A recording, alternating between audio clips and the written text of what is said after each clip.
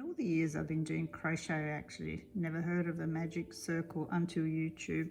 I'll show you how I make my slip knot, which is just as easy to control as a magic circle. So you can pull in that circle at the beginning, right in if you're making amigurumi or granny square and you don't want the huge big gaping circle in the middle. So basically this is what I do. This is my slip knot. I've been doing this for years and it just comes naturally. So let's say I'll make 6 chains, go into the first one to form a circle. Here we are. So this tail end I will hold here because I'm going to use that at the end to sew it in and pull this circle a lot tighter. So now just work some trebles around it, or double crochet in American terms. So that's 2, I'll probably do about 12 for this project.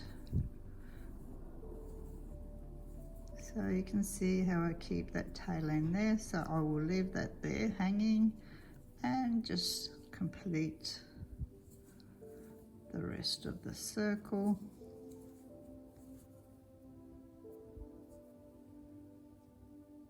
So here's our little bag completed. So now this circle, we can close it in if we want to, or leave it like that, it's up to you. If you want it tighter, if you're making toys, amigurumis, if you're making granny square and you don't want a huge big hole there, what you need to do with this method, just work around, find which direction. Okay, we're going in the right direction. So just weave with the needle, weave through the trebles.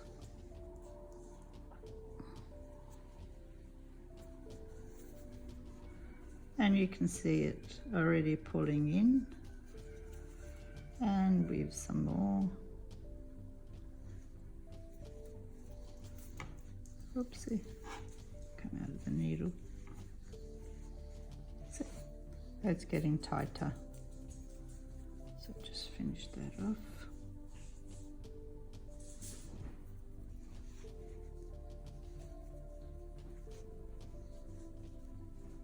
There, much tighter, neater.